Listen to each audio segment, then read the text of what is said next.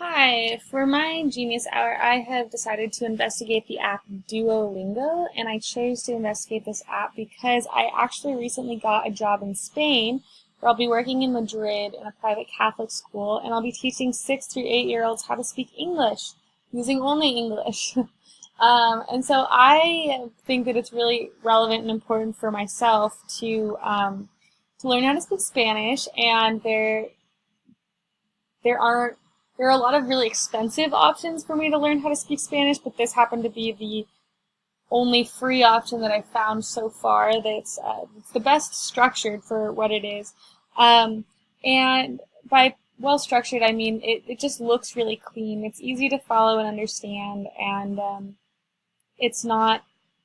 I've used some other language learning apps, and they're just a little bit more they look a little bit more old school. They're not as smooth and sleek looking as this. And I think that this is also a lot more organized. So it's easier to, it's, it's well formatted in so many words. But I figured that I would actually use this app to both teach myself how to use a new language and also teach myself what works and what doesn't work as far as learning a new language goes. And so I'm really looking at this app with a critical eye as I'm going through these different lessons. So before I get into the lessons, I'll just give a really brief tour of the site. So I'll go from, I guess first I'll look at the words.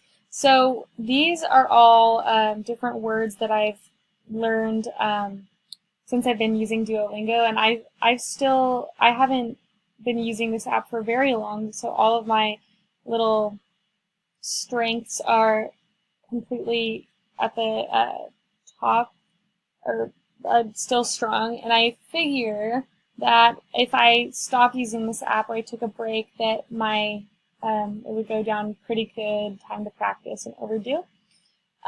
So if I click on any of these words, I'll click on a verb. It'll actually conjugate the word for me. So it shows me different ways to use comer, and I think that these are all actually, oh no, okay. I thought for a second these might have been phrases that I've practiced already, but I don't think all of them are. I think that I've learned through some of them, so I think some of these exact words and phrases have come up, but not all of them. I don't think I've gotten this far in my lessons. So back to words. Yeah, I think that these are all, I haven't looked at a pronoun description yet. Yeah, so it just gives a lot of good information. I guess these are different pronouns, and so I think that that's pretty helpful. Here is a discussion tab, so this is more of a social media type of aspect, and so people can collaborate about different things. They can answer questions or encourage each other. Labs.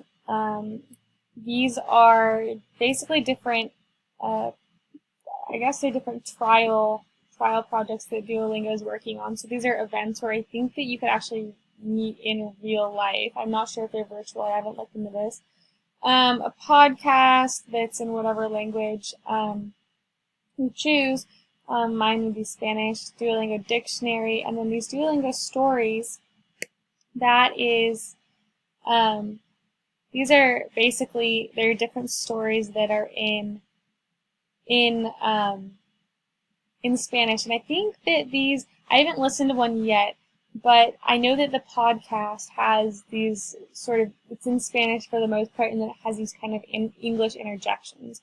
So I'm not sure if these are similar or if they're completely in Spanish, but I would like to look into listening to those stories soon.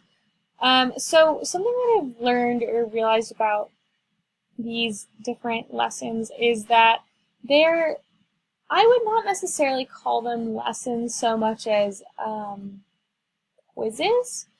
On the app, it doesn't show it here, but if I click into one of these, it'll tell me how far I am in each lesson, and it basically, if I get questions wrong in my lesson, my overall, quote, health goes down. So I don't know if it shows it here exactly. I guess so. So I've said, do you eat bread? This is basically what Duolingo looks like. And if you'll notice that the first tile is always capitalized. So it's capitalized down here as well as up here. So it's easy to tell which word's going to be first. This is actually the first time that I've seen the capitalized as well, and I think it's because I've gotten to harder levels. So U is capitalized again, so I know that that's first, and that's sort of a complaint I have about this, is it doesn't feel like I'm necessarily doing all of this myself. And I think that it is good scaffolding, because I've realized that it's helpful for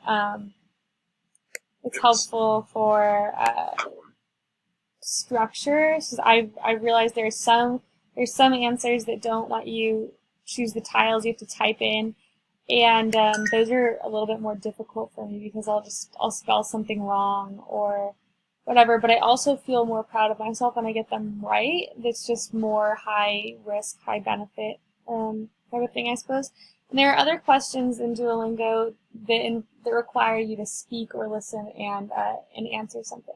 So it's been pretty helpful for me so far. Something that I don't think is Duolingo's strong suit is that I haven't really had time to hear or I haven't really been able to listen to stories yet, but maybe that'll help with what I'm about to criticize it for. It is not necessarily the best app for learning accents and learning, it's just learning common ways of speaking. I think it's really good for structuring sentences and maybe structuring writing and language and conjugation. But I don't necessarily think that it's the most helpful app as far as actual language, hearing language goes. So anyway, I think that there are other apps that involve actually deconstructing commercials and videos and things like that from whatever culture you're intending to learn the language from. But those apps are really expensive, and over $100 a year, I realized, and I don't think I have the money to afford that right now. So I think that Duolingo is a really good alternative. So that's been my experience with Duolingo. I think I'm going to continue to use this app, and I like it so far. I've been happy to have studied it, because it's opened my eyes to the fact that learning languages can be pretty easy, and learning languages can actually be pretty easy, or pretty quick, pretty fun, simple in a lot of ways. So anyway, thank you for listening, and goodbye.